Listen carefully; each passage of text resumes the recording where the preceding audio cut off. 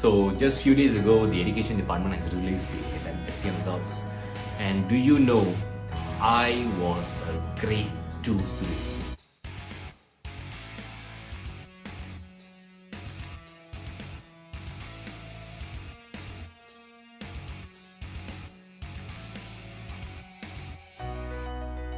Hi guys, this is Forza Meyya.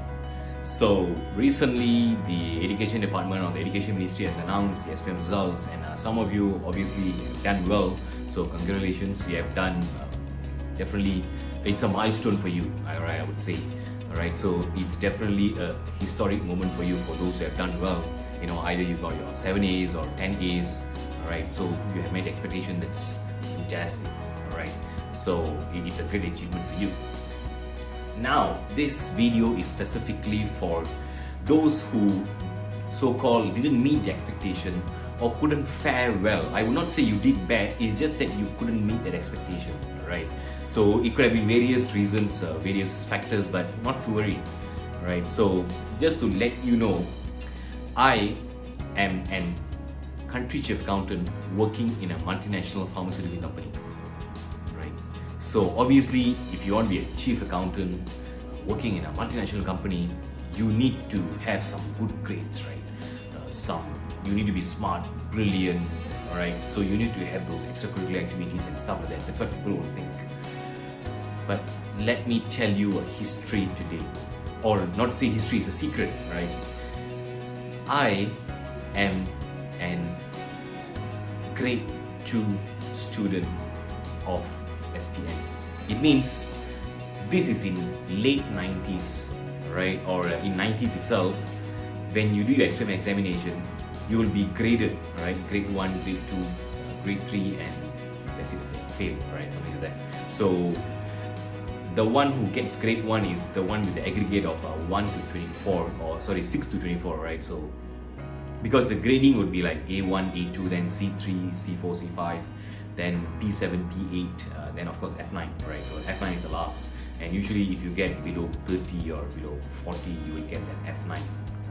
So that's how the grading system was. So A1, A2, C3, C4, C5, and the C6, right? Then P7, P8, then F9, right? So they will take the top 6 subjects, right? 3 from the compulsory and 2 from the optional, and 1 whichever higher. They will combine 6 subjects, and they will see what's your aggregate, right? So should you get all A1s, so it's 1 times 6 subjects, so it's 6, right? So if you are 6 aggregate, obviously you're in grade 1, right? So grade 1 because it comes from a 6 to 24, right? So definitely first grade student. And of course second grade is probably from 25 to 32 or 33, something like that, and then you go to grade 3, alright? And this is how you have been graded. So what happened is, when I got my results, I was under the grade 2. It means I scored above 24, right?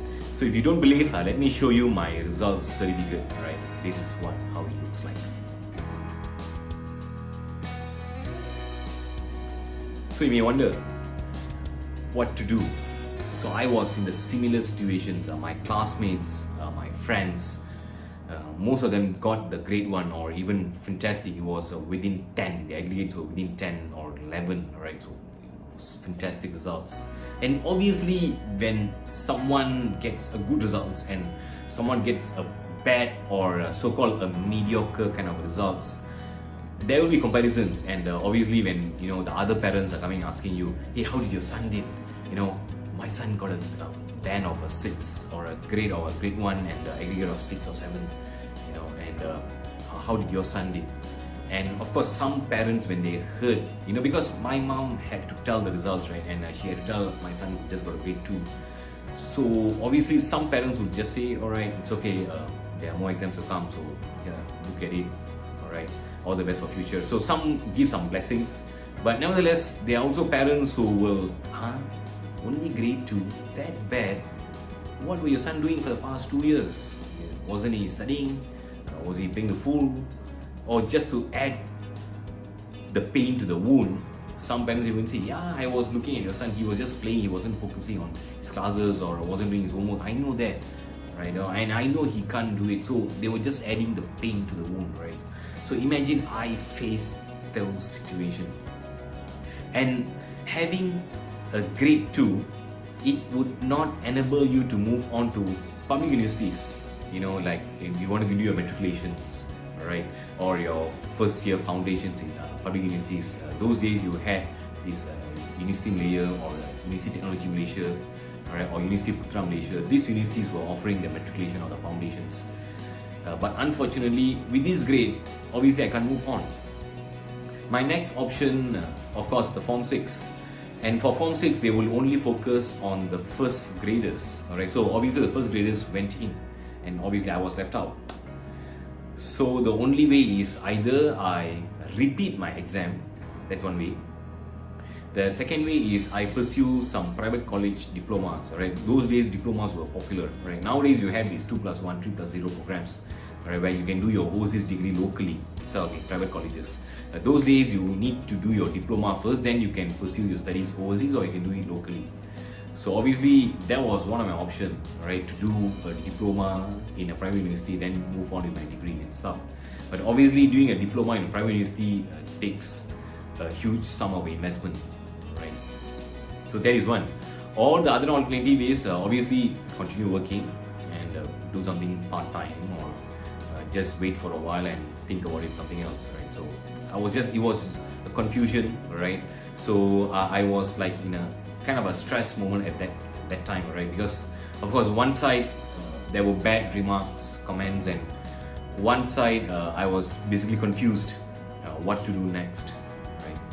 So then I realized, okay, when I went to the school, which I did Form 5, I asked them, okay, when I knew that I wasn't selected for Form 6, I asked them, is there any other options? Then the good thing was the deputy principal, right, or in Malay we call Penolong Kanan, right? So she knew me because she was one of my subject teachers. So she advised me, why don't you just go to the education department? You put an appeal. There could be a chance for you to get into the second batch of Form 6.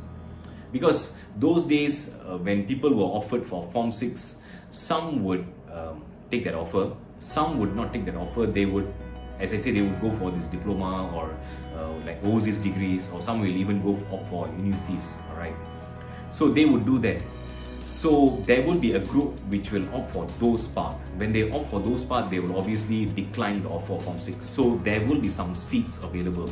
So you can try appeal. If your luck is good, yes, you will get it. So what I did, I took my results, I got the announcement from my so-called deputy principal. I went to the education department, right, with my uncle, and when we went there, obviously they look at my results. It was border, right? As I said, the first grade band is 6 to 24. My results was actually 26, right? So if let's say one of the subjects, if I scored, basically I scored P7, right? If I were to score at least a C5, like 2 grades higher, I would have got into the first grade, but it was just border, right? But nevertheless, out of the 9 subjects which I took, 5 of them were above C6 and above, or I would say C4 and above, alright? So 5 of them.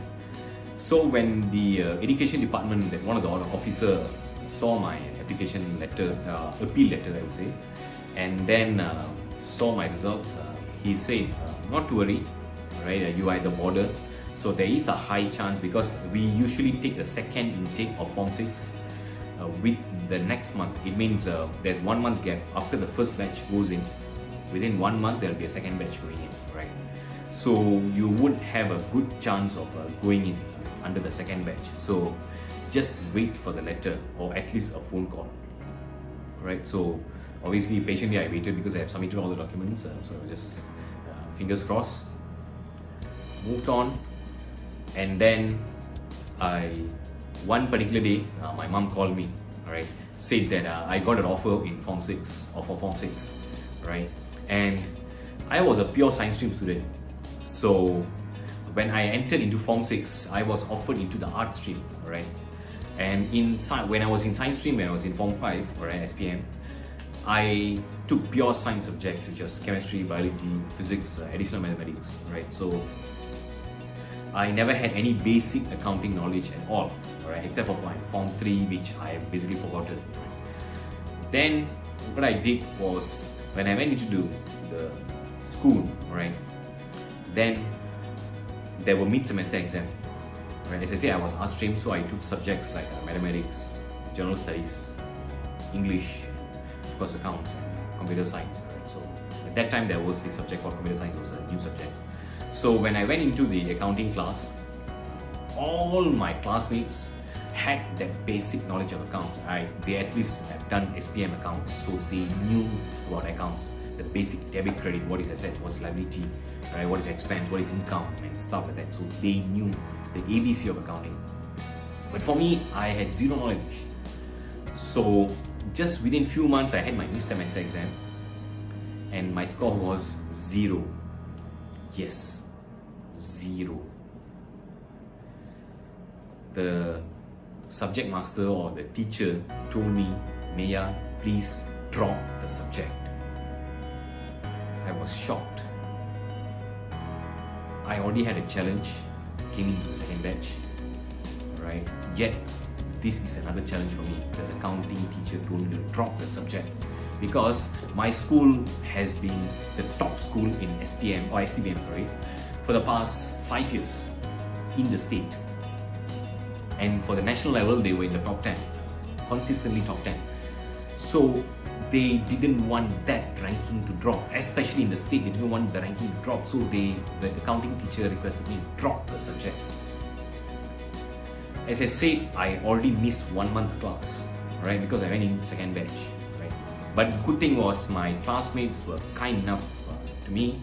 They borrowed their notes, and sometimes for the subjects we had some discussions, right? So they were kind enough to teach me or guide me, right? So that was fantastic.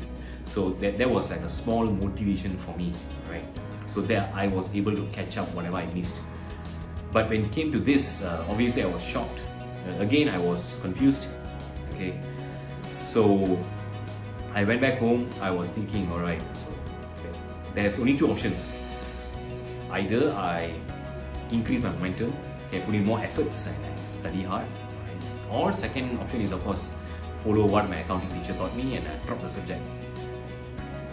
So while I was thinking, then I realized, you know, when you think, you need to think out of the box, right? So you cannot think within the four walls. So that's why sometimes I actually go out of the house and I just look at surroundings. Then I was thinking, okay, what can I do? Things like that. Then I realized, okay, if I join a tuition, either one-to-one tuition or one-to-many, it's fine. But if I join a tuition, if I request a tuition master to teach me from the basic, obviously that can make things better.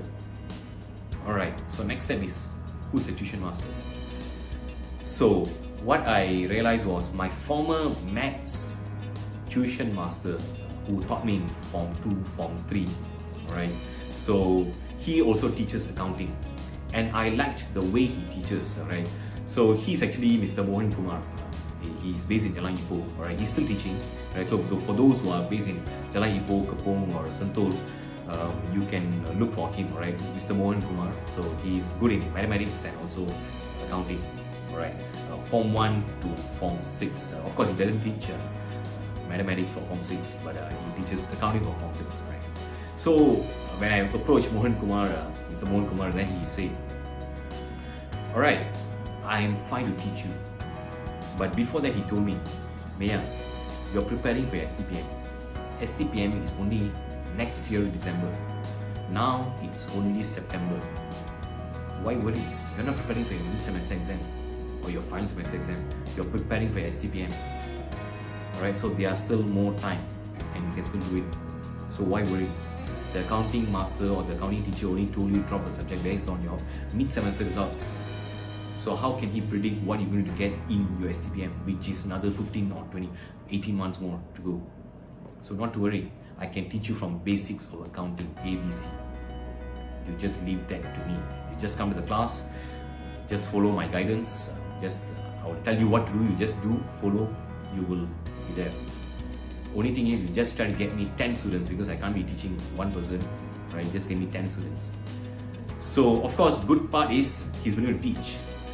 The challenge now is I need to get 9 more students, right? Because I'm already there, so I need to get 9 more. So the good thing, as I said, I had my classmates, and when I went and approached them, some of them who did, not to say they didn't fail, but they did pretty average in the mid-semester exam. So they were also in the confused status. They didn't know what to do. So when I went and asked them, okay, I got this accounting master, accounting teacher, would you mind to join my class? They said, yeah, no problem, can. So I told them he's willing to teach from basic accounting, ABC, from Form 5, Form 4, Form 5, and then followed by Form 6. So if you're okay, then we can enroll for the class. And within 24 hours, all right, because I went there, I still remember, I went and met the accounting master on Monday evening. Tuesday morning, I went and approached my classmates. All agreed the same Tuesday night. Within 24 hours, I called my accounting master. I said, sir, I already got 10 students, including me. All right, all of them agreed. Now you just need to tell me what time, what day, we will be there. And good enough, thereafter, the rest is history. So within 4 months, he managed to cover Form 4, Form 5, the total subjects, right? And I knew my basic accounting. And then continued with Form 6. So when the following year mid-semester exam came, I scored one of the top 10 marks. So the accounting master was surprised, or even shocked, I would say, because whenever he said, Meyya, why are you still in class? I would just keep quiet. Then he brought me in front of the class. He told me Meyya could be one of the potential scorer for the accounting subject. I still remember that. So I did my exam, SPM exam, and of course I got a principal, right? So those days in SPM, principal means A, B, C, D, E. Okay, E means you're passed. Okay, so I don't know about the scoring system. I heard it's changed, but A, B, C, D, E, E also pass. Right? It means it's principal. So long you get between A to E, it's fine enough. Right? And of course I got a principal, right? So I actually got a C. C means basically 60 and above, right? So from 0, I got a C. I don't know my marks, but I knew I got 60 and above, right? So that was my score or results. So thereafter from SPM, obviously people who read accounting, they will want to pursue either in economics or on accounting degree. I applied for University Meyya because that was the top university for on the accounting degree, right? Followed by, of course, UUM and also USM, right? So I applied these 3 universities. I also applied for computer science, which were my other choices, right? Because I took computer subjects. So fingers crossed, I got my first choice, which was degree in accounting in UM. So I joined UM. 4 years I was there, completed my studies. And just the second last semester before I sit for my final exam, alright, my university organized a career fair, and of course a lot of companies were there, and one of them were Deloitte, alright, multinational accounting firm, a big 4 accounting firm. And of course those who does accounting or did accounting degree, their aim or the dream would be, of course, to go into this kind of big 4 accounting firm, alright. And just after the next day of my final exam, okay, so during the career fair I attended an interview, and they called me for another interview just before my exam. And just after the exam the next day, the audit manager called me, Meyya, congratulations, you have been offered as an audit associate in Deloitte. Kindly join from May 2nd onwards. Of course, May 1st is a public holiday, so May 2nd onwards. And yes, that was a history. I joined there as an audit associate. Then after 3 years, I joined Ernst & Young for 2 years. Then I joined another accounting firm as audit manager. Then I moved on to a multinational company as a compliance manager. Alright, so I was doing documentation. So that was a Dutch company. Then I moved on to oil and gas, American company. Alright, I did also as a compliance manager. Okay, then now I'm in a pharmaceutical company. Alright, so as a chief accountant. And apart from that, while I was in Deloitte, I took a year break just to continue my studies in my professional paper. Right? Because if you're in an accounting firm, for you to move up to managerial level, you need to have your professional papers, right? Like ACCA, CP Australia, CMA or MICP. Okay, so these are the professional papers. So of course, I enrolled for ACCA, one of the common ones. And the reason why I enrolled for ACCA was the classes were in the evening, right? Workday evening, and sometimes ACCA has this flexibility of there's no need for you to attend classes. You can just straight away go for your exam. But of course, I attended classes, right? So I will explain this in my another video specifically on accounting qualifications, right? So for this, I'll just focus how I moved on, right? So I took 7 papers, right? I got exempted for 7 papers. There were total 14, 7 exempted. I had to do another 7, and all the 7 I passed at the first attempt. Let me repeat it, the first attempt.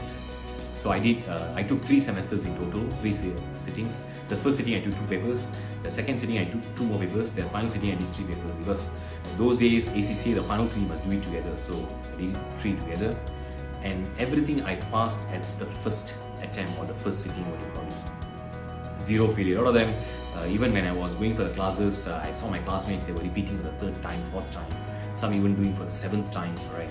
So of course that gives you a fear, but at the end of the day, why are you looking at the people who fail? Look at the people who did well, right? So that's what I did, and I just moved on. So I finished everything within the first sitting, or the single sitting. So ladies and gentlemen, or for the students, I was a grade 2 student or a 2nd grader, but yet I moved on.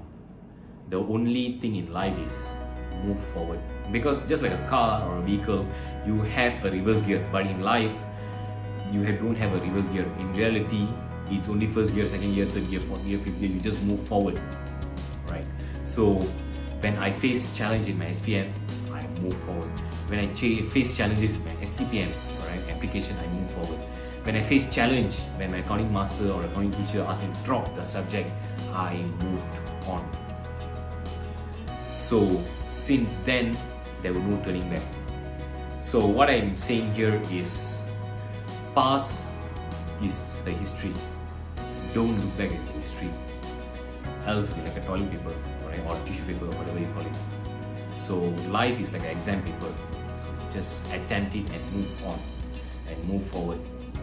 And a good example I would say is Colonel Sanders. He became successful only at the age of 75. Sylvester Stallone became a superstar only at the age of 45. Those people struggled and they were successful at the later age. So the thing is that these people faced challenges, but yet they moved on, they moved forward. So whatever happens, move forward. Right? Be positive, just move forward. That is my advice for you today. With that, have a great day.